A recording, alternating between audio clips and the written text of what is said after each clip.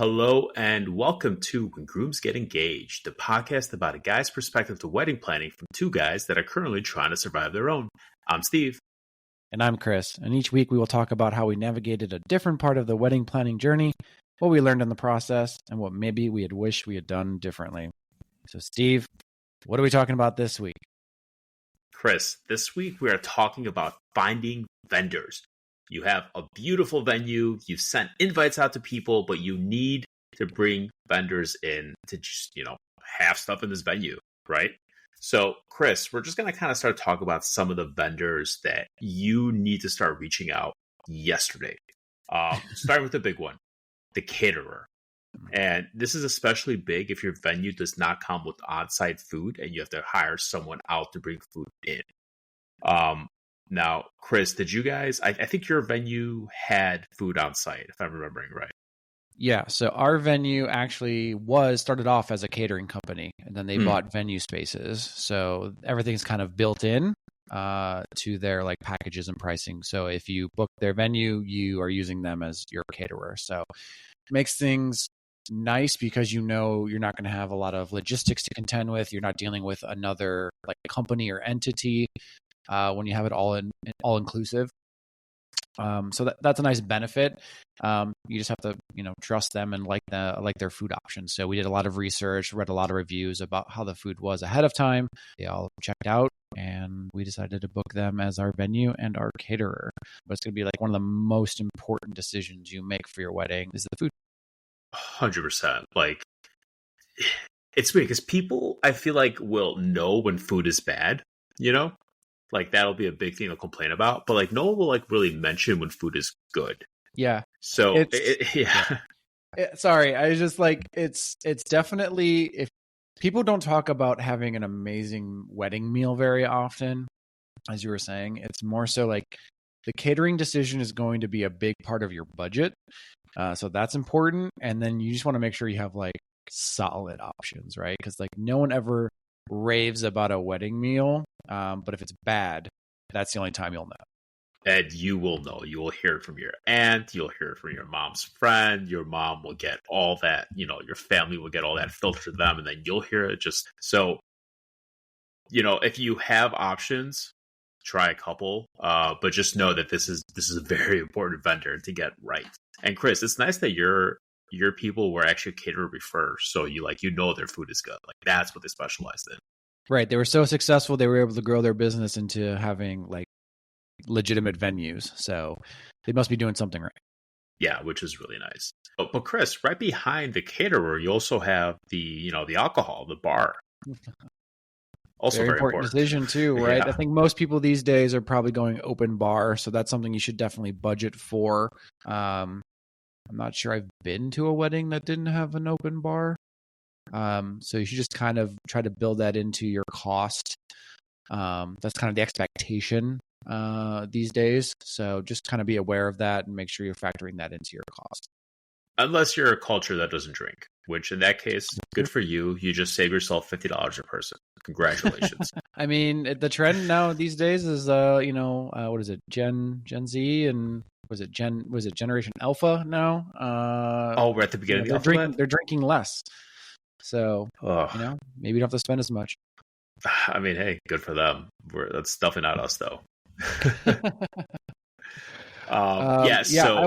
I will say, also just to make a quick note. So for our venue, also, it's nice to be able to check if your venue / caterer allows you to also do your own kind of alcohol package. So I've mentioned it in previous episodes that we were able to kind of BYOB through Binny's. If you're on the East Coast, it would be Total Wine, and just a big liquor conglomerate in the Midwest and especially in Chicagoland area. So we're able to buy our alcohol basically wholesale and have it delivered to the venue, and then they buy back anything that's unopened and unrefrigerated.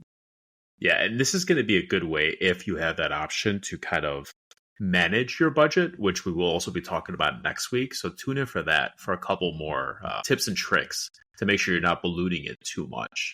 But yes, caterer and bar, two most important things you got to figure out, and these do book up fast. especially if they're semi-reliable. Honestly, all these vendors we're going to talk about are going to book up pretty quickly. So you want to start reaching out to them very fast. Chris, what's another vendor that's very important to kind of lock down? Florist is going to be probably one that's also going to be another hit to the paycheck. And you just kind of have to decide how big do you want to go with the flowers? My God, flowers are, you don't understand how expensive these things get until you start wedding planning. Like they give you, multiple options for how big your flowers are, like small, medium, large. And, the difference may be like $100 from one to the other. But when you have to fill, 10, 15, 20 tables, it's not $100. It's $1,000. It's $2,000 for like each upgrade you do. And then you're just like stacking them and then it's gorgeous, but so expensive. But this is definitely a very important vendor you got to figure out because it makes your wedding beautiful, flowers and decorations. Yeah, flowers look amazing in photos, but it's going to balloon that budget. So just kind of be aware of that and try to be decisive with where you want to use those elements. Mm-hmm. And then you also got to look at photographer, which is, I would say, underappreciated one of the most important vendors. Because like you want to remember this day, you want to have a recording of it, and a bad photographer versus a good photographer is very, very noticeable. Yeah, I think this was where we wanted to focus some time and attention into finding a good photographer because it is like that's the memory you're going to have of your event, right? So you want to make sure that there's someone matching your style and not just finding a family friend that has, 3 iPhones that's just going to start taking pictures, right? Yeah. They went on Amazon and they bought the iPhone lens. Get a professional and spend the time to like look at their portfolio to make sure because that they're going to match your wedding style and your wedding vibe that you want like portrayed in the memories you want to keep. Mm-hmm. I will also say that the price of a good photographer in a vacuum may seem unreasonable, but in reality, what you end up getting for it, just like you're talking memories are going to last you, 50, 60 years here, pennies for how long you're able to hold these memories. And Chris, I had a friend who recently got married and she was not happy with her pictures at all. So she is like scrambling now to hire another photographer so that they can take the raw pictures from her first photographer and re-edit them, to give her something presentable. And then she wants to do like another photo shoot. And I'm like, wow, just because her original photographer just did not take good pictures, So this is one of the things that also the good ones book up quickly, especially for desirable dates. So do not slag on a photographer. Absolutely. Yeah. Again, these are going to be your lasting memories. So make sure you're spending the time to do the research, read the reviews so that you are finding a professional that will capture the moment the way you want it to be captured. And obviously we'll work with you. So probably an underappreciated part of the wedding planning process is getting that photographer. What do you think about a videographer? So we have one, right? And we didn't we got one because, it was recommended to us by our wedding planner. It was cheaper than the photographer. It was nice. And it was kind of an afterthought. However, the more I hear people that have gotten videographers talk, the more I'm realizing that they really, really appreciate one. Like my friend who had the bad photographer, she also got a videographer, and she was like, I saw my video 50 times in like a day, right? So she loved it. Like our buddy Mung, he loves his videographer, like his video. I know he raves about it. So it seems like it's one of those things where you don't think about, but if you have it, you really, really appreciate it. Yeah, I think where we landed was that we did not go with a videographer, at least at this point in time.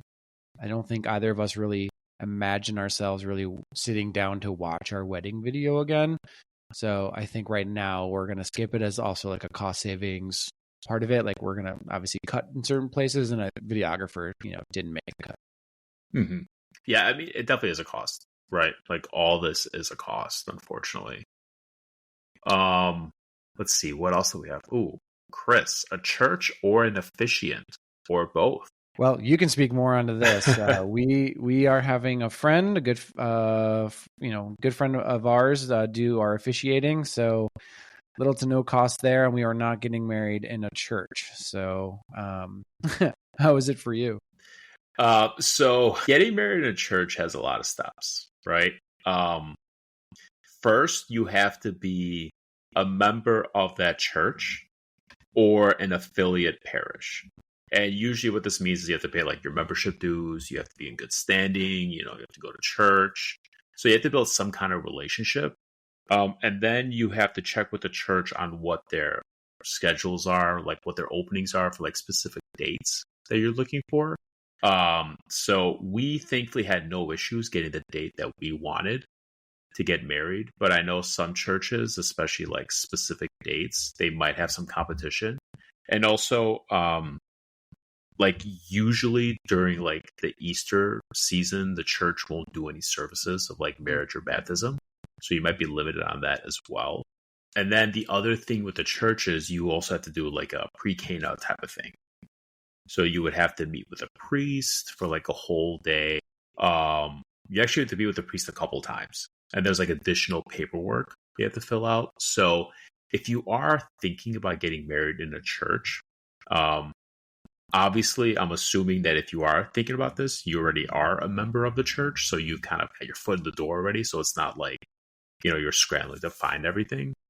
But if you aren't a member of the church and you want to get married in a church, go be a member. That's the first step, and then you kind of just like go from there.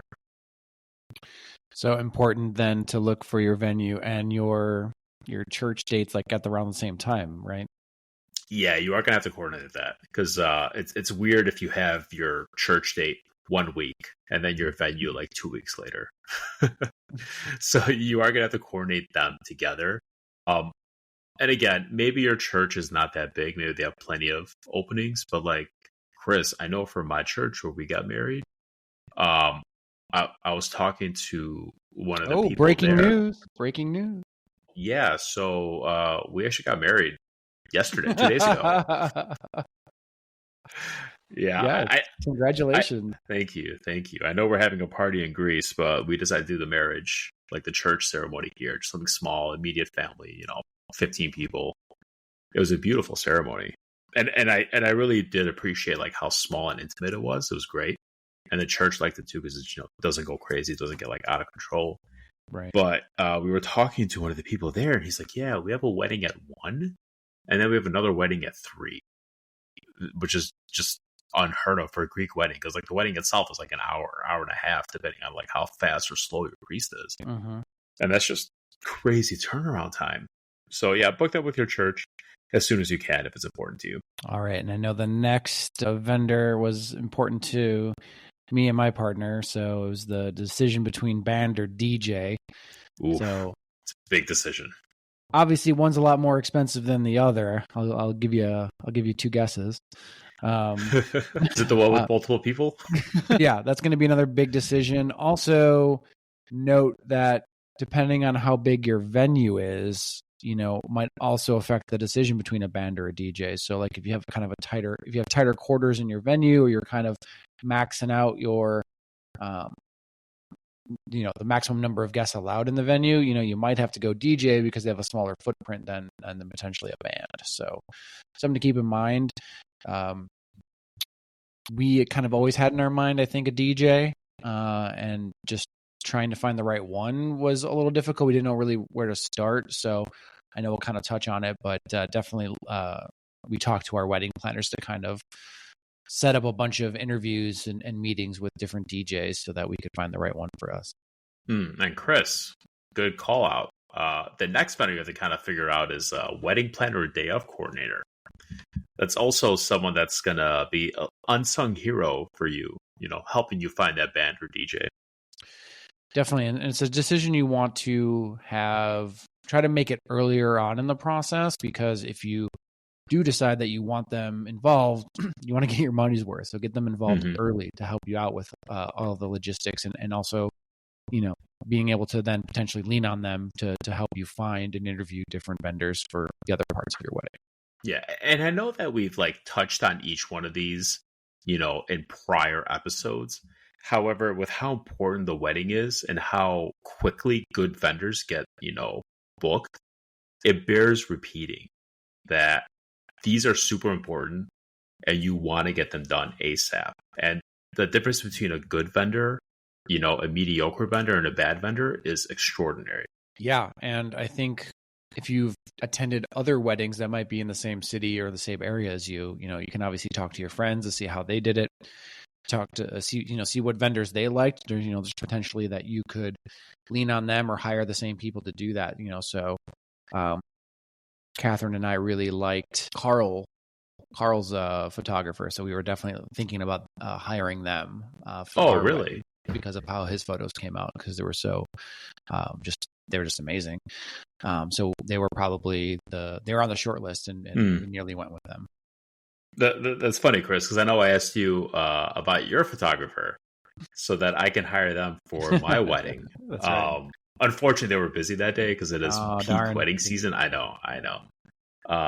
But exactly, this is the first thing you should probably do if you want to try to find vendors. Ask your friends that got married. Who did they use? Because like, if your friend liked a photographer, if you saw what they've done with those pictures, that's a great point of reference. That's a great review. Like, why not go with someone that's known versus someone that's unknown? So, talk to your friends first. See what they've done. See what they like. See what they didn't like. See who they enjoy working with. Yeah, and I can't recommend enough like hiring a wedding planner, especially one that is like a professional wedding planner, not someone who just does like event management or anything like that. Those that probably would be also helpful, but like a true professional that's worked in your city, knows this lay of the land, just because they can make those recommendations to you, and they probably can provide 5 or 10 that fit your style of wedding. So, it was extremely helpful for us because we didn't know where to begin, right? Like, how do you even interview or set up a meeting with a DJ? Like, how do you know they're any good? So you got to like maybe go on Instagram or YouTube and try to narrow it down that way. But they were extremely helpful in finding the DJ we ultimately hired, but also went beyond to like hiring the company to do the pipe and draping. How do you even know where to begin or like who to trust in that kind of field, right? So we ultimately leaned on our wedding planner to provide recommendations for people they have worked at in the past and have, performed well. Yeah, this is where a wedding planner is just, I know we talked about in our episode, like how highly we think of having a wedding planner, but it's worth, reminding you that a lot of these vendors, their actual like audience is not general public Joe Schmo, right? It is the wedding planner. It is the, catering companies. So when they're marketing, when they're building these relationships, they're not doing it to attract a random person Google searching something. If you find it, that's great. It's a plus, but like, that's not who they're targeting. So you, as a, random person getting married, will probably have no idea where to look for these people, but your wedding planner will 100% know because they will reach out to them. They will, target them because they're the ones who need that information. And we didn't have this problem at all, but, just a word of caution. Like if your wedding planner is really pushing for one vendor, like really, really hard, just maybe take a step back. Unfortunately, this is a very integrated business, and so like you just want to make sure that no one's taking kickbacks on the side or anything like that. So if it seems suspicious, maybe call it out. They shouldn't be trying to force you to pick a certain person or a certain vendor really, really hard. Otherwise there might be something going on in the back end. So just kind of be aware of that. Not saying it happens often, but it probably happens. Yeah, you scratch my back, I scratch yours. Exactly. Another thing that I've noticed, I actually was able to find our wedding or our dance lesson teacher on this. The Knot also has like kind of a TripAdvisor, Yelp reviews, Yellow Pages feature where you could look at specifically for like wedding vendors. And we really like our dance teacher, right? So, one review there that's positive. But another something to like kind of like consider. Yeah, that's a good call. And I definitely poked around the Knot's website for for some of those things. And, we didn't ultimately go with anybody on the Knot, but it was a nice feature to have and kind of cross-reference, some legitimate, I think we definitely interviewed a few people from the Knot website that we saw. So yeah, definitely a good resource. Yeah. Which these are just like different ways to kind of find these people. A lot of times they're just, one click above a Google search. But definitely lean on your wedding planner if you have one. Also, your venue, maybe they have preferred vendors, right? Start with that. Yeah. And obviously if the venue has worked with these vendors in the past, they should be very familiar with the space. They know, like, again, for like the photographer, they know what the good shots are, what to highlight. So it can kind of help it make it a more seamless process if they've worked to that space prior. Yeah. So, I mean, there's nothing wrong with using a preferred vendor. Like Chris said, it just kind of, they have the leg up, right? They have that relationship. No reason not to use it to your benefit. But Chris, what's something very important that people should know about each one of these vendors? Is it money? Oh, Chris, it's always money. How much money, Chris? How much money do you think? Yeah, typically when you're signing any of these vendors, there's going to be a hefty deposit. It's going to be around 25-30% of the final contract. So just kind of be aware of that when you're signing these vendors down, that you're going to have to also be cutting a check shortly thereafter. So just make sure that, again, you have all the funds on hand and that you've budgeted properly, so you can be ready with those funds to lock down these vendors and have a successful wedding. Yeah, and then just one quick note of that for vendors like the caterer or the bar. You will give them an estimated guest count, which they will give you a per person fee for, that you will pay that 25-30%. Now, the problem with that is, let's say you give them a guest count of 100 people, and then 9 months later you get a final guest count and it's like 80. You're paying for 100 people, more than likely. So try and get as accurate of a guest count as you can, or just, invite 20 more people. Like, you're paying for it, might as well. Yeah, it's good to know if there's any minimums, right? So we got a per person cost, but we know that there's not necessarily a minimum for our venue/caterer. And that's ultimately one of the reasons why we went with them. Another venue that we were looking at that was in close contention had an F&B like minimum, like you needed to hit a certain number. And we loved everything about it, but ultimately we weren't sure, with so many family members potentially traveling or not traveling overseas, we didn't want to be caught serving everyone caviar because we're trying to hit, an F&B number that we're like $20,000 short, so just kind of be cognizant of your guest count, have a good estimate, and just be careful of any minimums, because it could fluctuate. Yeah, that's actually a really good point. Pay attention. Like, let's say the place you're looking at, it's $150 a person per plate, right? But the minimum is like $50K. Like, do you have 350 people to invite to hit that minimum? Like, if not, each person has to be upgraded. Like Chris said, caviar, maybe, some lobster, some king crab while you're at it, just so you can hit that per plate, that per cost per plate average. Cristal for everybody. I mean, hey, if you got to hit that minimum, you got to hit it somehow. Yeah. And so, but if there's no minimum, and your guest count does go down, then you're potentially, again, we'll talk about this next episode, but potentially there's some savings there. It's kind of a situation that we're in, and we'll get into it next episode. Nice. Well, Chris, that's a good call out. Thanks for hanging out. Everyone, next week, tune in for some ways to save money, or, just control your budget so you don't spend more. Thanks, everybody. All right. See you.